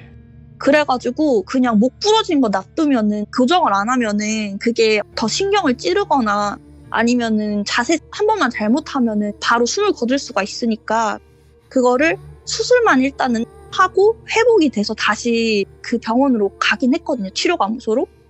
그 뒤로는 욕창 때문에 되게 자주 왔어요. 욕창 때문에. 썩어버리는구나. 왜냐면 네, 거기는 욕창 때문에 진짜 2시간에 한 번씩 가서 매일 소독을 해주고 맨날 그 썩은 살을 잘라내는데도 예. 계속 썩는 거예요. 거기만 들어가면은 냄새가 진짜 장난이 아니에요. 근데 저희가 그렇다고 해서 소독을 막 일부러 안 하거나 막 이런 것도 아니고 저희가 진짜 할 만큼은 했다고 생각을 하거든요. 의료진이니까. 예. 네, 아무리 치료를 해도 계속 썩는 부위만 늘어가는 거예요. 그러다가 결국에는 욕창 감염에서 폐혈증으로 인한 걸로 사망을 했어요. 갔네, 진짜. 네. 근데 그 사람은 그냥 여기서 욕창 치료할 때도 항상 말을 걸어도 저희는 이렇게 하거든요. 저희는 맨날 뭔가를 줄 때도 환자분 성함이 어떻게 되세요? 이런 거 다 물어보잖아요. 네. 그냥 항상 살려주세요, 죄송합니다, 살려주세요, 죄송합니다만 계속 듣다가 그냥 그렇게 돌아가셨어요. 와, 진짜 그런 거네. 곱게 죽지 못했네요. 네, 진짜로 할 수 있는 고생이랑 고생은 다 하면서 갔어요. 왜냐면 혼자서 소변이나 대변도 못 보니까 소변줄도 꽂았다가 소변줄도 오래 꽂고 있으면 감염이 있으니까 배에다가 구멍 뚫어서 방광이랑 직접 연결을 했고 그리고 대변도 제대로 못 보니까 나중에는 또 배에다 구멍을 뚫어가지고 그걸로 대체를 하고 할 수 있는 모든 진짜 사람들이 생각할 수 있는 모든 안 좋아서 달 수 있는 모든 걸 다 하고 갔죠. 아니 근데 이 이야기를 들으면서 희생당하신 그 피해자의 원혼이라는 그런 존재들이 네. 진짜로 데려갔을까는 모르겠어요. 그건 알 수가 없겠지만 저도 그럴 것 같지만 이 사람이 근데 그때도 되게 진짜 말이 많았어요. 네. 쇼를 해서 그걸 피해 나갔다고도 했고 처음에 이 공무원 분들도 처음에 들어왔을 때 일주일 그 생활을 봤었을 때 이 사람은 조현병이 아닌 것 같다라는 생각을 하기는 했었대요. 근데 이게 일주일 정도 생활을 지켜봤는데 일주일째 환자가 좀 상태가 변하니까 그때부터는 그에 맞춰서 치료를 하긴 했는데 일주일 동안의 생활에서는 자기가 느꼈을 때는 얘는 쇼를 하고 들어왔다라는 게 느껴졌대요. 근데 그거 아시죠? 재판에서 한번 결론이 나가지고 벌을 받으면은 똑같은 걸로 재판을 못 받는 거. 그래서 그 사람들이 이 사람 조현병 아니다라고 얘기해도 이 사람을 보낼 순 없대요. 어차피 그냥 이 사람은 평생, 그 사람 어차피 평생 그냥 치료감호소에 있는 걸로 해결이 그게 됐었던 거거든요. 네. 그래서 그냥 그 사람이 꼴 보기 싫지만 어쩔 수 없이 데리고 있어야겠다 생각을 했는데 그렇게 갈 줄 몰랐다 이렇게 얘기가 되긴. 야, 아니 근데 그렇게 일가족의 목숨은 파리 목숨처럼 그렇게 앗아가 놓고 자기 목숨 살려달라고 비네요. 그쵸. 자기 그게 목숨이 그렇게 사람인가 봐요. 소중했나 봐요. 야, 참. 그때 그 일가족을 죽인 이유도 집에 들어가는 애가 너무 신나 보여서 였다고 했었어요. 아니 신나면 안 되는 건가? 그러니까 자기는 그날따라 기분이 안 좋았는데 그 애가 너무 신나 보이니까 자기를 비웃는 것 같아서라고 했었어요. 와. 자세한 얘기는 있지만 너무 그런 사건이 특정돼가지고 알겠습니다. 여기까지 하고. 네. 근데 그냥 상상조차도 못할 그럴 생각을 가지고 있는 사람이랑 뭐 무슨 말을 합니까? 사실상 저희가. 그쵸. 예, 그러니까 야, 진짜 의료진분들도 고생하시고 그리고 대부분 저희 참여자분들이 얘기하시거나 아니면 우리 시청자분들도 댓글 간간히 남겨주신 게 뭐냐면 아니 이렇게 사람을 해한 사람은 왜 그 원혼이 나타나서 뭐 아우. 괴롭히거나 그런 게 없느냐라고 했었는데 이렇게 오늘 버릉님이 생겼네요. 말씀을 하셨네요. 예. 네. 아이고 버릉님, 진짜 제가 병원을 다닐 때마다 느끼는 거지만 간호사분들이 좀 많이 힘이 없어 보이는 경우가 많더라고요. 조금 만성 피로에 시달리고 하죠. 막 좀 지쳐 보이시거나 이런 경우가 많이 보이시던데 항상 힘내시고 머랭님 제가 네. 저번에도 말씀은 드렸었지만 굉장히 뜻깊은 일을 하고 계신 거라고 저는 생각을 합니다. 네. 항상 감사합니다. 힘내시고 파이팅 네. 해주시기 바랄게요. 감사합니다. 네, 수고하세요. 네, 고맙습니다. 네. 진짜 충격적이면서도 이것도 레전드 이야기가 하나 나왔습니다, 여러분들. 그러니까 죄 짓고 살면 안 돼요. 그냥 가는 길조차 굉장히 고통스럽게 갔네요.